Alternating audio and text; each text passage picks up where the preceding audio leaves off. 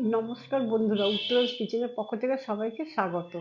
Cake খেতে আমরা সবাই প্রায় ভালোবাসি। অনেক রকমের কেকই আমরা খেয়ে থাকি। ব্রেকফাস্টে সাধারণত আমরা পাউরুটি, বাটার, ডিম, কলা, দুধ এসবই খাই। তাহলে এইসব উপকরণগুলো দিয়ে যদি টিফিন কেক বানানো হয় তাহলে কেমন হয়? সেই ভাবনা থেকেই এই কেক আমি তৈরি করেছি এবং খেতে খুবই ভালো হয়েছে।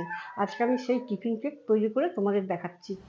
এই কেক বানাতে মেইন উপকরণ লাগছে এখানে 1/2 পাউন্ড স্লাইস পাউরুটি, 2খানা ডিম, 2টো কলা আর 1 কাপ দুধ। প্রথমে আমি পাউরুটির সাইডগুলো এইভাবে কেটে নেব। এই সাইডগুলো আমি ফেলে দেবো না, এগুলো কোনো একটা কাজে লাগাবো।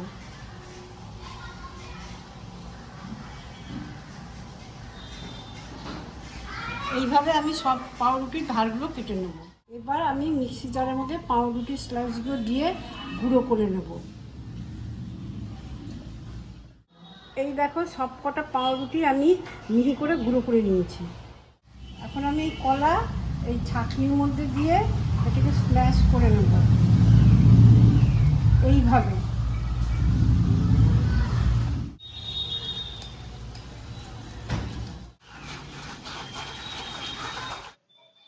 এই দেখো, কলা আমি ছাঁকনির সাহায্যে এইভাবে মিহি করে নিয়েছি। এবার আমি ডিম ফাটিয়ে কুসুমটা আর সাদা অংশটা আলাদা করব।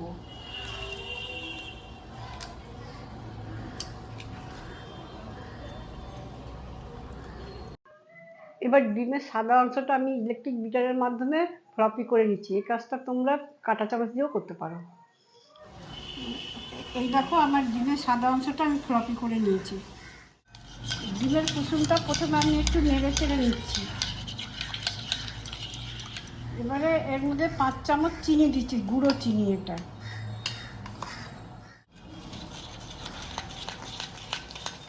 এই দেখো, ডিমের কুসুমের মধ্যে আমি চিনি দিয়ে এটাকে ভালো করে মিশিয়ে নিচ্ছি। এবারে এর মধ্যে এরকম 2 চামচ আমি মাখন দিচ্ছি, আর দিচ্ছি এখানে এই এতটা 25 গ্রামের মতো তেল দিলাম, সাদা তেল। এবারে সবগুলো আমি ভালো করে আবার মিশিয়ে নেব। আমি এখানে যে 2 চামচ বাটার দিয়েছি সেটা তোমরা নাও দিতে পারো, শুধু বাটারেও করতে পারো, তেলেও করতে পারো। এবারে এর মধ্যে আমি কলাটা দেবো।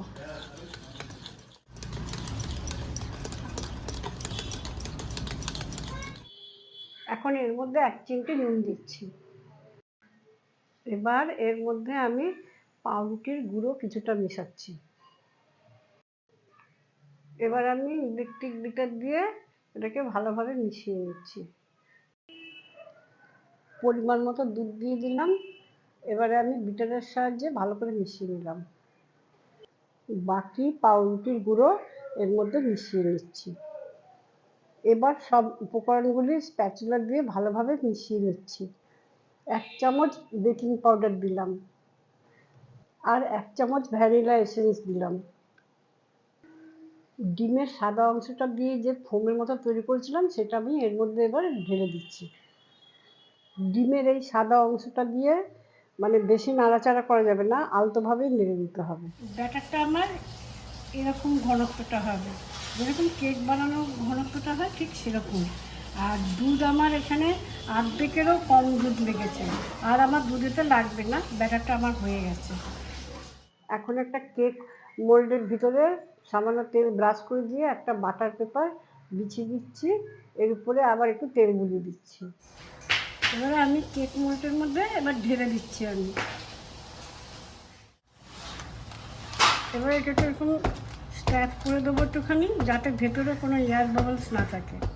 কড়াই 10 মিনিটের জন্য হাই হিটে গরম করতে দিয়েছিলাম। এবার কড়াই গরম হয়ে গেছে। এবারে আমি এর মধ্যে কেক মোল্ডটা বসিয়ে দিচ্ছি।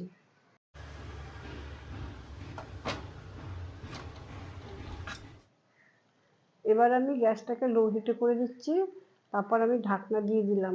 এইভাবে 40 থেকে 45 মিনিট লো হিটে এটা আমি রেখে দেবো।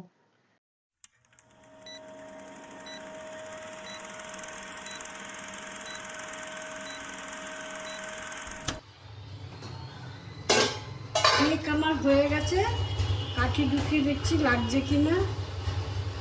না, লাগছে না। কেক তৈরি হয়ে গেছে, এবার তোমাদের কেটে আমি দেখাচ্ছি। এই দেখো আমার হেলদি টিফিন কেক তৈরি হয়ে গেল। এই যে দেখাচ্ছি, দেখো কতটা সফট হয়েছে আর খেতেও খুব সুন্দর হয়েছে। এই টিফিন কেক যদি তোমাদের ভালো লাগে তাহলে বাড়িতে অবশ্যই একবার ট্রাই করে দেখো। আর কেমন লাগলো আমাকে অবশ্যই কমেন্টস করে জানাবে। আর চ্যানেলটাকে সাবস্ক্রাইব করো।